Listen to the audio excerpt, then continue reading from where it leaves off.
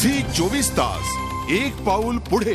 दीपक, काय सांगाल? प्रचंड चर्चा चालू झाली आहे, खळबळ चालू झाली आणि या सगळ्यात आघाडीवर नाव आहे ते म्हणजे अर्थातच भास्कर जाधव यांचं। काय आहे या संदर्भातली बातमी?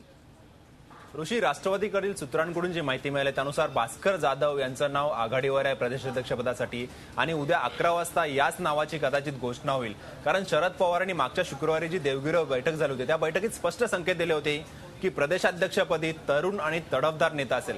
ज्याप्रमाणे भाजपच्या प्रदेशाध्यक्षपदी तरुण असे देवेंद्र फडणवीस आहेत, राज ठाकरे एक तरुण नेता मनसेचं अध्यक्षपद सांभाळतोय, त्याचप्रमाणे महाराष्ट्र राष्ट्रवादी काँग्रेसच्या अध्यक्षपदी सुद्धा त्याच प्रकारचा तरुण आणि तडफदार नेता असेल असे संकेत स्पष्ट शरद पवारांनी दिले होते। आणि त्या दृष्टीने आता नेता निवडीची तयारी जवळपास पूर्ण झालेली आणि भास्कर जाधव यांचं नाव सध्या तरी आपल्याला सूत्रांकडून जी माहिती मिळते ते आघाडीवर आहे। परंतु आता सध्या पक्षामध्ये भास्कर जाधव की जितेंद्र आव्हाड हा थोडा संघर्ष सुरू आहे। भास्कर जाधव यांना जास्त पसंती देण्याची शक्यता आहे पवारांची। उद्या 10 वाजता राष्ट्रवादी काँग्रेसची या संदर्भात बैठक होणार आहे, प्रमुख नेत्यांची बैठक होणार आहे आणि त्यानंतर 11 वाजता विस्तारित कार्यकारिणीची बैठक होईल आणि या विस्तारित कार्यकारिणीच्या बैठकीमध्ये नव्या प्रदेशाध्यक्षपदाची घोषणा करण्यात येईल आणि ते नाव कदाचित असेल भास्कर जाधव। कारण सध्याच्या घडीला भास्कर जाधव यांचं नाव आघाडीवर आहे राष्ट्रवादी काँग्रेसमधील सूत्रांकडून अशी माहिती मिळते। कारण भास्कर जाधवांना नुकताच जो मंत्रिमंडळ विस्तार झाला त्या विस्तारातून वगळण्यात आलं होतं आणि त्यावेळेलाच त्यांच्याकडे मोठी जबाबदारी दिली जाईल अशी चर्चा होती।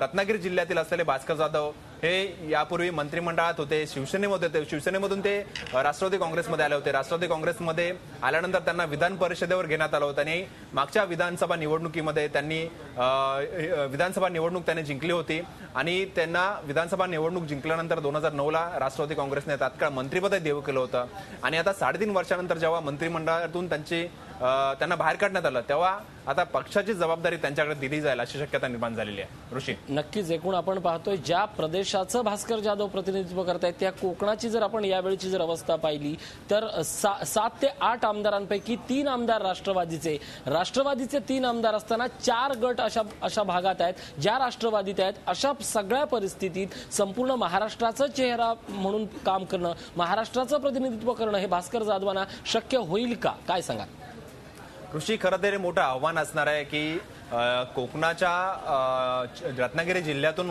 वरती आलेले भास्कर जाधव आणि सुरुवातीला शिवसेनेमध्ये आणि नंतर राष्ट्रवादी काँग्रेसमध्ये असा राजकीय प्रवास झालेले भास्कर जाधव यांना जेव्हा संपूर्ण राज्याची जबाबदारी देईल तेव्हा हे पद त्यांना झेपेल का? कारण विधानसभा आणि लोकसभा निवडणुकीच्या पार्श्वभूमीवर प्रदेशाध्यक्ष पदासारखं महत्वपूर्ण पद हातात येणं म्हणजे हे एक मोठं आव्हान असतं। कारण 2004 आणि 2009च्या निवडणुकीच्या पूर्वी आपण बघितलं तर राष्ट्रवादी काँग्रेसने आर पाटील हा आक्रमक नेता आणि पक्षाचा चेहरा असलेला नेता प्रदेशाध्यक्षपदी दिला होता लोकसभेच्या निवडणुकीच्या आधी। हा इतिहास आहे 2004 आणि 2009च्या निवडणुकीचा आणि आता यावेळेला त्याच पद्धतीने राज्यभर पकड असलेला आणि एक अपील होईल तरुणांना, विशेषतः अपील होईल असा नेता राष्ट्रवादी काँग्रेसला त्याच्या प्रदेशाध्यक्षपदी नेमायचा आहे।